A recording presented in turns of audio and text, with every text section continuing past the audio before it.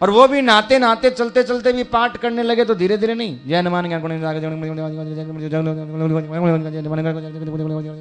अब वो गाली दे रहा है कि पाठ कर रहा, पता ही नहीं है। देखना आप, लगा दी ना बुद्धि। अच्छा और देखो कैसे बुद्धि लगाते हैं। स्वामिनी बोलती बालाजी की कि बालाजी ये काम हो जाए तो स्वामिनी, अच्छा काम हो गया, अब स्वामिनी करनी है तो बुद्धि लगाई, बोले ऐसे टाइम पे करो क्या, बोले बेटे को ब्याह हो, बेटी को ब्याह हो, क्या स्वामिनी भी काम आ जाए और ब्याह को भी काम, क्यों होता ना ऐसा, क्या साथ में बाबू भी खुश हो जाए और गांव का भी खुश हो जाए है। उद्यापन करते हैं तो मन में सोचते हैं तो गांव वाले तो उतने ही जीमणे, तो बोले काकी ताई चाची बाबी तू भी सागे ही आ जा, तो जीमन को खर्चो तो कम हो है। लगा दी ना बुद्धि। यानी जो मन भगवान में लगाना था, बुद्धि संसार में लगानी थी, हमने उल्टा किया। बुद्धि तो महाराज भगवान में लगाई और मन हमने संसार में लगा दिया और मामला महाराज गड़बड़, बस यहीं फंसने वाला हो गया। धर्म किसकी शरण में गया, धर्म संतों की शरण में गया। इन बात प्रश्नों का उत्तर आगे एकादश में आएगा। बहुत सुंदर भगवान के 24 अवतारों का अलग अलग निरूपण करते हुए एक दिन की बात है, व्यास जी महाराज उदास बैठे हुए थे। नारद जी महाराज उनके पास में आए और नारद जी महाराज ने जब व्यास जी को उदास देखा तो कहा, हे भगवान आप उदास कैसे हैं, क्या बात है। तब कहा पता नहीं, 17 पुराणों का निर्माण किया, महाभारत जैसे ग्रंथ का निर्माण किया, मन को शांति नहीं है। नारद जी ने कहा भगवान मन को शांति ऐसे नहीं मिलती, आपने वहां भगवान की चर्चा ज्यादा की, लड़ाई की चर्चा ज्यादा कर दी, भगवान की चर्चा कम की है। आप ऐसा करो भगवान के भक्तों की और भगवान की चर्चा ज्यादा करो, वर्णन ज्यादा करो, आपके मन को शांति मिलेगी। और चतुश्लोकी भागवत प्रदान की, अपना पूर्व चरित्र नारद जी महाराज ने श्रवण करवाया, कैसे दासी पुत्र नारद ब्रह्मा पुत्र नारद बनते हैं भगवान की कृपा से। लेकिन सज्जनों ये कथा एक शिक्षा देती है, क्या? बोले अगर तुम अपने घरों में दुनिया की चर्चा करोगे तो तुम्हारे घर में अशांति हो जाएगी, इस बात की गारंटी है। आज अपने घरों में अशांति क्यों है? उसका कारण यही है कि हम कथा में जाते हैं, सत्संग में जाते हैं, मंदिर में जाते हैं, तो वहां पे हमने भजन क्या किया, पूजन क्या किया, वो तो हम चर्चा नहीं करेंगे, या क्या सुना कथा में वो तो घर में चर्चा नहीं करेंगे। लेकिन कथा में कोई औरत मिल गई और उसने थोड़ी बात बता दी कि फलाने की तो भाग्य, फलाने की मरगी, बस तुरंत जाके अपनी बहू से भीतर पत्तो है कि बोले फलाने की तो भाग्य है। अब सजनों ज्यादा ऐसी चर्चाएं करोगे तो तुम्हारी वाली भी फिर होगा क्या? जैसी चर्चा करोगे वही घर में काम होगा। यानी अगर आप खुशहाली चाहती हो घर में, सुख चाहती हो घर में, समृद्धि चाहती हो घर में, तो घर के अंदर जो चर्चा हो वो परमात्मा की हो, भगवान की हो। यहां से कथा सुन करके जाओ। तुमने दुनिया में कौन भागा, कौन मरा, कौन पड़ा, उसकी चर्चा ही मत करो। कोई करे तो भैया नहीं, ये जुबान से कम भगवान की आप चर्चा करो। आपने कथा में क्या सुना, ध्रुव की, प्रहलाद की, सतियों की, महाराज ऐसी चर्चा करोगे और बालक बच्चे जब ऐसी चर्चा सुनेंगे तो गारंटी की बात है आपके बच्चे ध्रुव जैसे होंगे, प्रहलाद जैसे होंगे, राम जैसे होंगे, कृष्ण जैसे होंगे। और दुनिया की फालतू चर्चा करोगे तो महाराज गारंटी की बात है हमारे बच्चे भी वैसे ही। चतुश्लोकी भागवत प्रदान की है नारद जी ने। और अब व्यास जी महाराज ने ध्यान लगा करके और सरस्वती नदी के किनारे, ब्रह्म नद्याम सरस्वत्याम माश्रम पश्चिमे तटे सम्य प्रास इति प्रोक्त ऋषीणाम शत्रुवर्धन ऋषीणाम शत्रुवर्धन।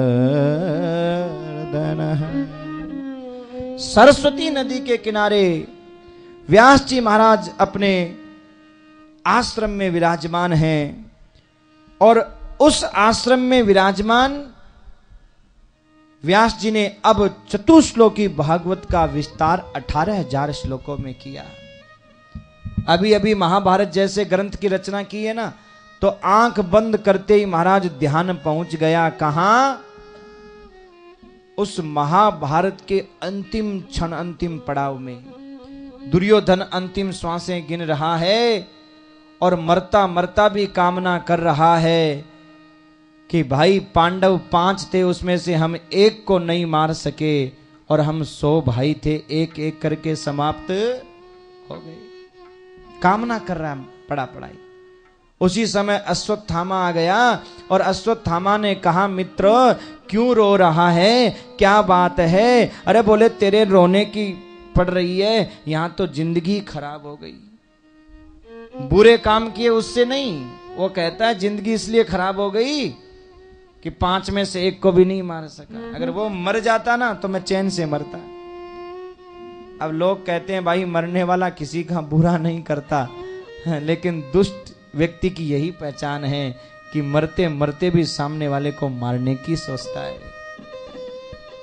कितने लोग तो ऐसे होते हैं जो घर से पैसा लगा करके सामने वाले का काम बिगाड़ते हैं।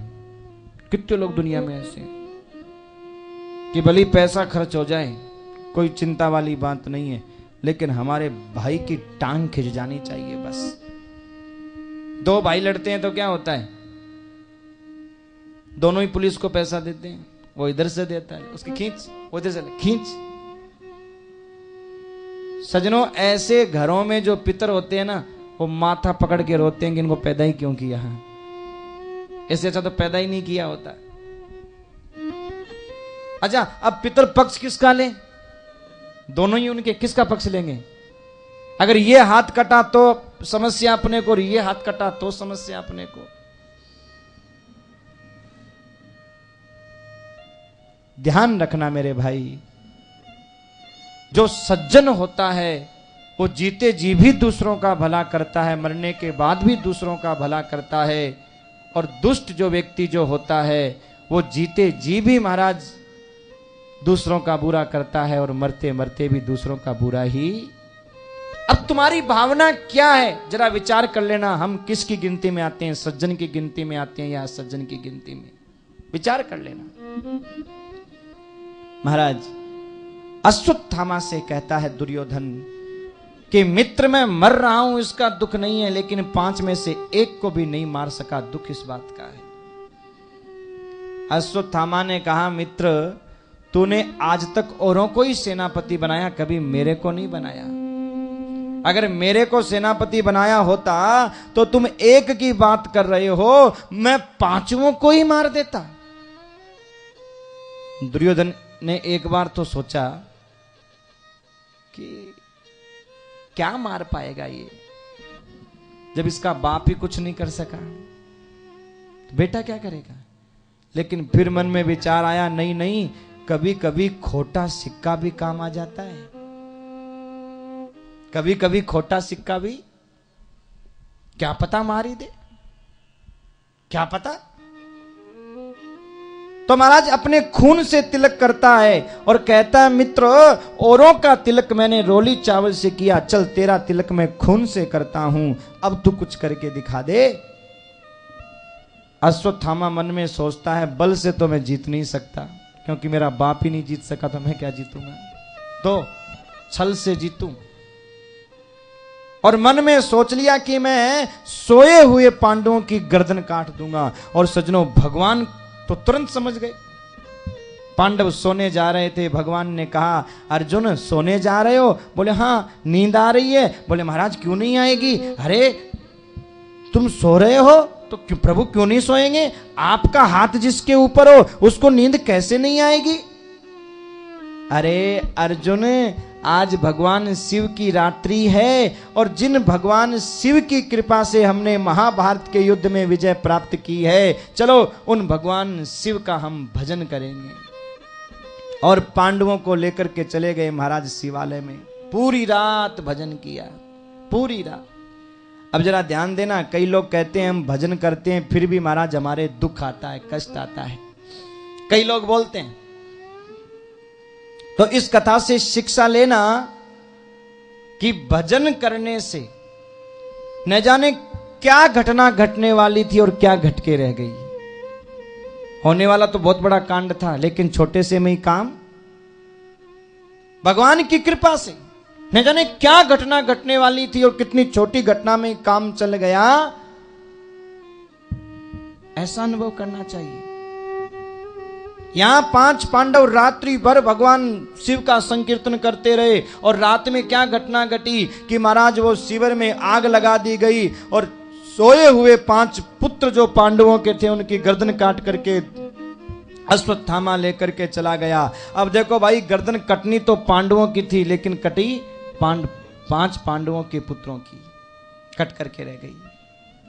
ध्यान रखना, जहां गर्दन कटने का पाप होता है वहां भगवान केवल हाथ काट करके छोड़ देते हैं, और जहां हाथ कटने जितना बड़ा पाप होता है वहां भगवान एक उंगली काट करके छोड़ देते हैं, और जहां उंगली कटने का पाप होता है वहां भगवान केवल नाखून उखाड़ करके छोड़ देते हैं, और जहां नाखून उखड़ने का पाप होता है वहां भगवान केवल खरोंच लगा करके छोड़ देते हैं। यानी हर परिस्थिति में परमात्मा की कृपा का अनुभव करो, हर परिस्थिति में।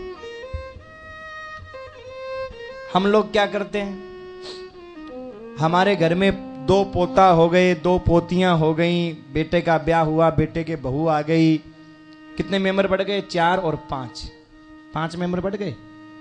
संयोग ऐसा हुआ कि 1 मेंबर चला गया घर से।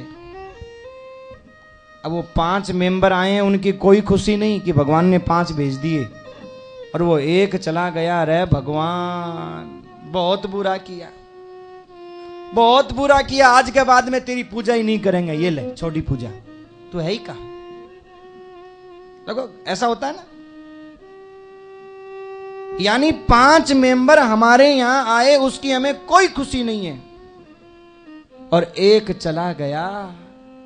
यही संसार की रीत है। 99 काम अच्छा कर दो, 1 मत करो। लो तुमने बस दिखा दी तुम्हारी औकात, हमने देख लिया, तुम पहले जानते थे हम तुमको। कहने का मतलब सज्जनों क्या है? कहने का मतलब ये है कि परमात्मा 1 दरवाजा बंद करते हैं तो 4 खोल देते हैं। तो उन खुले हुए 4 दरवाजों को देखो, जो बंद किया है उसके लिए मत रोवो। भगवान ने अगर कोई परिवर्तन किया है तो तुम्हारी भलाई के लिए किया होगा, भलाई के लिए। भगवान जो करते हैं, मानव तू परिवर्तन से काहे को डरता है, मानव तू परिवर्तन से काहे को डरता है, मानव तू परिवर्तन से काहे को डरता है, मानव तू परिवर्तन से काहे को डरता है।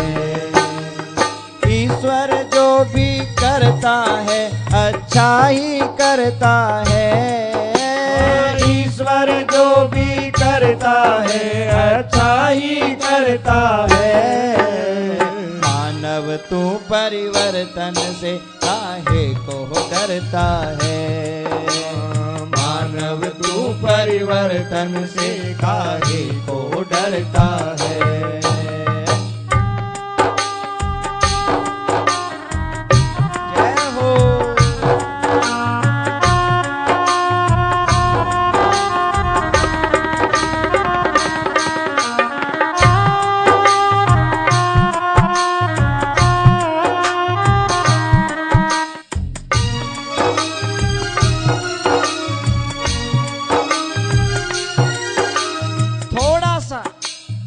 थोड़ा सा महाराज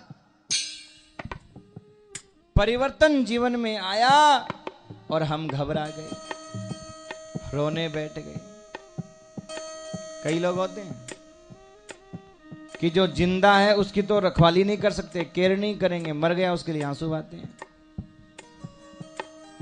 जो बचा हुआ है उसको संभालो, गया वो तो गया, गई सो गई, अब राख रहेगी। हर परिस्थिति में परमात्मा की कृपा का अनुभव करो।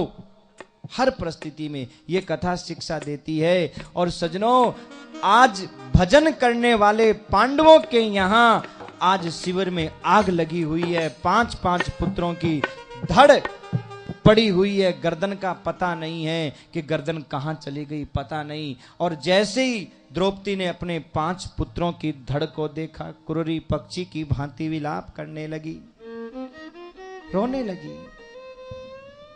माता शिशूनां निधनं सुतानां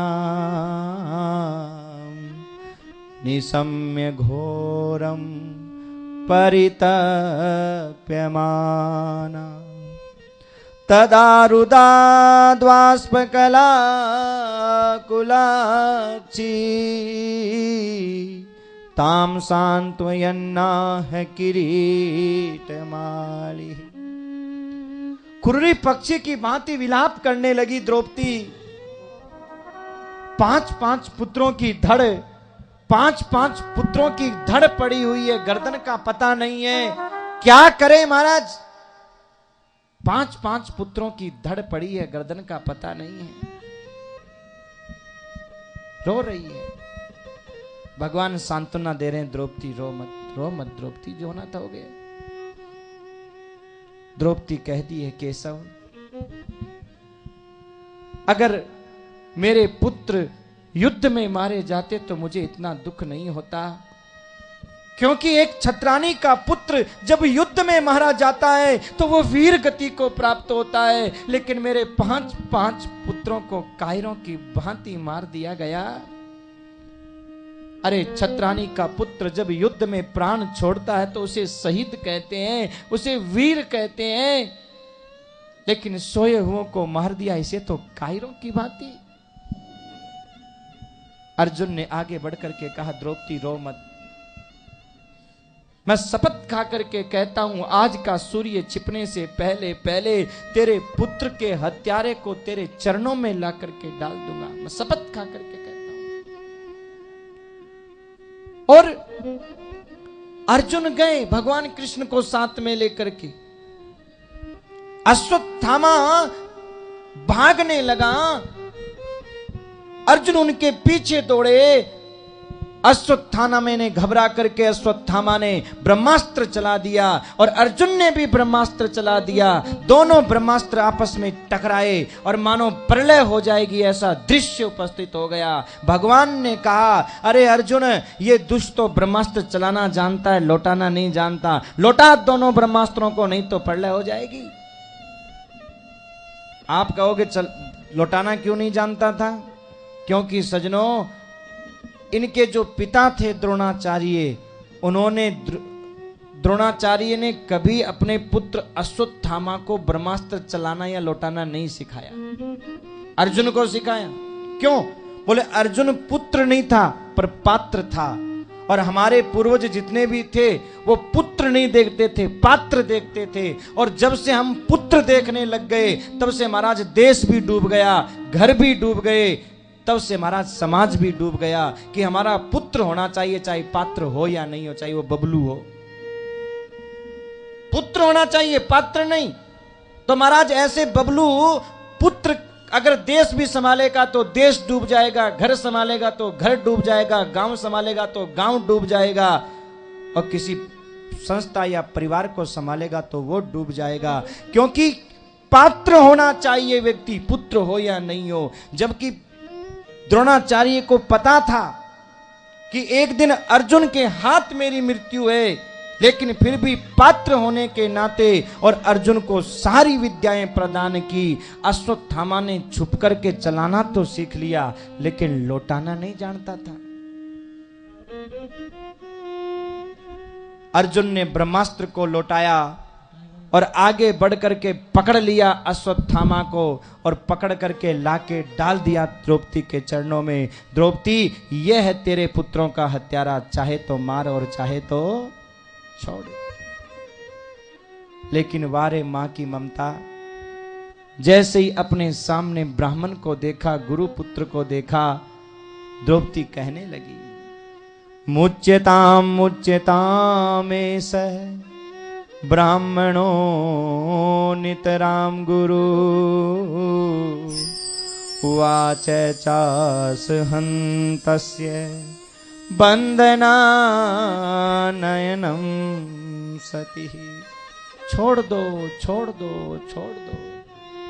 अरे ब्राह्मण तो हमारा हमेशा से गुरु रहा है और ये तो गुरु पुत्र है।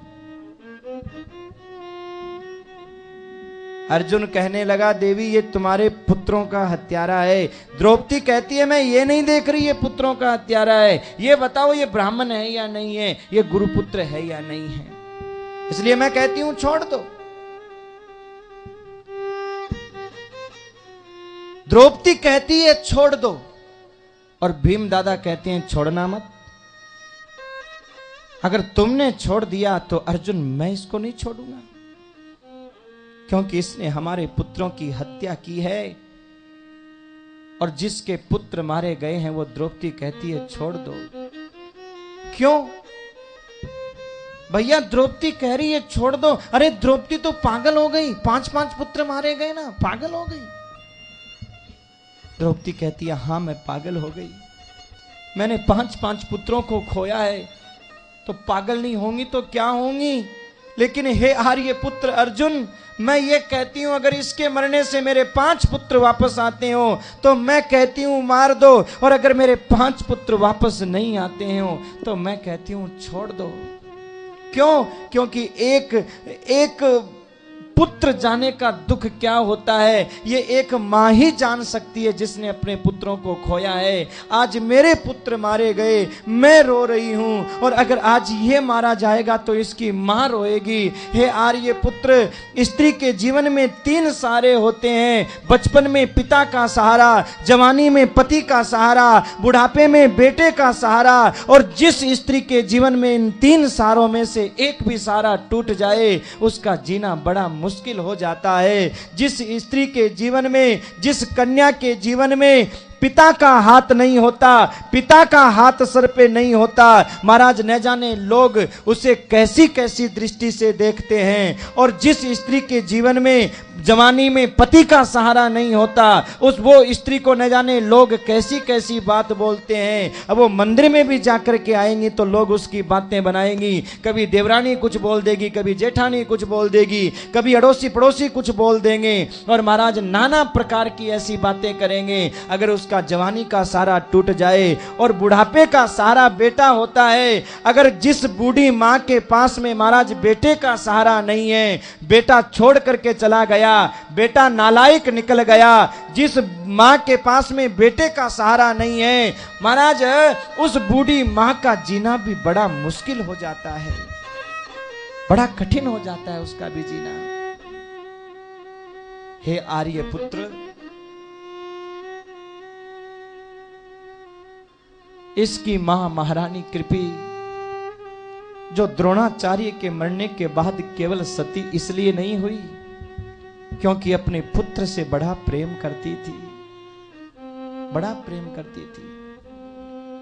सजनों, पुत्र मां से प्रेम करे या नहीं करे, लेकिन मां मरती मरती भी अपने पुत्र से प्रेम करती है। मां की खून का कतरा अगर कहीं एक जगह पड़ा हो और उस खून के कतरे की आवाज भी सुनोगे तो जिस पुत्र ने वो खून का कतरा बहाया है उस पुत्र के लिए भी मां की दुआ निकलेगी, मां की बद्दुआ नहीं। जुग जुग जियो मेरे बेटा, खुश रहो। यानी बचपन में जो मां अपने पुत्र को खून पिलाकर के बड़ा करती है, पैदा होने के बाद में सबसे पहले गर्भ में जिसका निर्माण अपने खून से किया, अरे बाप का अंश तो थोड़ा होता है, बाकी पूरा मां के खून से उस पुत्र का निर्माण होता है। जिस पुत्र को खून से उसने निर्माण किया, पैदा करने में जिसने खून बहाया, और पैदा करने के बाद जिसने दूध के रूप में अपना खून पिलाया, और बड़ा होने के बाद वो संतान जब उसे खून के आंसू पिलाता है तो मां का हृदय रोता है। पर रोता रोता भी यही कहता है, मेरे पुत्र जुग जुग जियो, खुश रहो। रोता रोता भी। इसीलिए कहते हैं सजनों, माँ का मुकाबला दुनिया में कोई नहीं कर सकता, माँ की बराबरी दुनिया में कोई नहीं कर सकता। हर वेद शास्त्र का यही सार है, और वो है माँ, वो है पिता। और आज के समय में अगर कोई दुखी है तो सजनों, या तो माँ दुखी है और या फिर गाय दुखी है, और दोनों का काम है दूध पिलाना। माँ भी दूध पिलाती है और गाय भी दूध पिलाती है, दोनों का काम है दूध पिलाना। और माँ तो साल 2 साल 4 साल दूध पिला सकती है, लेकिन गाय तुम्हें जिंदगी भर दूध पिलाती है, पीढ़ियों को दूध पिलाती है। और सजनों, आज दोनों ही आज ठुकराई जाती है, दोनों ही आज ठोकर खा रही है। माँ भी दुखी है और गाय भी। जिस पुत्र को, जिस संतान को बड़ा करने के लिए मां ने अपने खून का एक एक कतरा बहा दिया, जिस पुत्र को बड़ा करने के लिए मां ने अपने जीवन की जोड़ी हुई एक एक पूंजी पुत्र पर लुटा दी, और उस पुत्र ने क्या किया? क्या किया उस पुत्र ने? क्या किया उस संतान ने? कहने का मतलब क्या है सजनों? मां मरते मरते भी अपने पुत्र का भला सोचती है, लेकिन पुत्र जीते जी भी अपनी मां का कभी भला नहीं सोच सका। कुपुत्रो जायेते क्वचिदपि कुमाता न भवति। आपने वो सुना होगा, पुत्र जब मां का दिल निकाल करके लेके गया किसी सुंदरी के लिए और ठोकर लगी, तो मां के उस निकले हुए दिल से भी आवाज आई, बेटा तेरे को चोट तो नहीं लगी? बेटा तेरे को। कई बेटे मां पर हाथ उठाते हैं, और जब मां के ऊपर हाथ उठाते हैं तो मां बेटे को हाथ संभालती है, अपने चोट लगी वो नहीं, बेटे का हाथ संभालती है, कहीं बेटे को चोट तो नहीं लग गई। यह है मां का हृदय। मां के दिल जैसा दुनिया में कोई दिल नहीं, कोई दिल नहीं। महारानी कृपी, जिसके बुढ़ापे का सहारा एकमात्र ये पुत्र है, अपने पति के जाने के बाद केवल सती इसलिए नहीं हुई क्योंकि अपने पुत्र से बड़ा प्रेम करती थी, इसलिए सती नहीं हुई। और हे आर्य पुत्र, अगर आज उसके पुत्र को भी मैंने छीन लिया तो फिर वो तो जीते जी मर जाएगी। और एक ब्राह्मणी अगर चली गई मेरे कारण, तो उसके श्राप से मेरा पूरा खानदान नष्ट हो जाएगा। मेरे पास में 5 पतियों का तो सहारा है, इसकी मां के पास तो कोई सहारा नहीं है। भीम दादा कहते हैं, छोड़ मत देना अर्जुन, अगर तुमने इसको छोड़ दिया तो मैं इसको छोड़ने वाला नहीं हूं। अर्जुन ने भगवान की ओर देखा, भगवान की शरणागति ली। और सजनों, हमें शिक्षा देते हैं कि जीवन में अगर ऐसा समय हमारे यहां भी आ जाए, हमारे जीवन में भी आ जाए, क्या करें क्या नहीं करें, तो भगवान की शरणागति लेना। हे प्रभु आप बताओ क्या करें। और भगवान जो निर्णय दे, उस निर्णय को स्वीकार करना। आत्मा से आवाज आएगी, और मानो अवात्मा से आवाज आकर के तुम्हें रास्ता बताएगी। और आज जब अर्जुन भगवान की शरण में गए तो भगवान ने कहा, ब्रह्म बंधुर्न हंतव्यम आतताई वदारहणः मयेवो भयमां नातं परिपायानुशासनम्। अर्जुन, ब्राह्मण चाहे कैसा भी क्यों न हो, उसे मारा नहीं जाता, शरीर दंड नहीं दिया जाता। और बालकों का हत्यारा चाहे कोई भी क्यों न हो, उसे छोड़ा नहीं जाता। अर्जुन समझ गए, क्योंकि गीता का उपदेश अर्जुन ने सुना था। अर्जुन समझ गए कि ब्राह्मण का अपमान ही उसकी मृत्यु है, माँ बाप का अपमान ही उनकी मृत्यु है, बड़ों का अपमान ही उनकी मौत है। यानी संतान जब माँ बाप का अपमान करती है ना, तो देखना 40 साल की अवस्था में भी माँ बाप के हाथ में लाठी आ जाती है। 40-50 साल में बूढ़ा हो जाता है आदमी, बुढ़ापे की लाठी बेटा होता है। और जिसकी संतान माँ बाप का सम्मान करती है, जिसकी संतान माँ बाप के कहे में चलती है, महाराज 80-80 साल का आदमी भी बिना लाठी के बिना चश्मे के दौड़ लेता है। क्योंकि जब संतान की प्रशंसा सुनते हैं माँ बाप गांव में, तो महाराज 2.5 सेर खून बढ़ जाता है। और जब किसी की औलाद कोई बुरा काम करके आती है ना, तो सबसे ज्यादा चोट माँ के हृदय में लगती है। सबसे ज्यादा खुशी भी माँ को होती है, तो दर्द भी माँ को। अगर पिता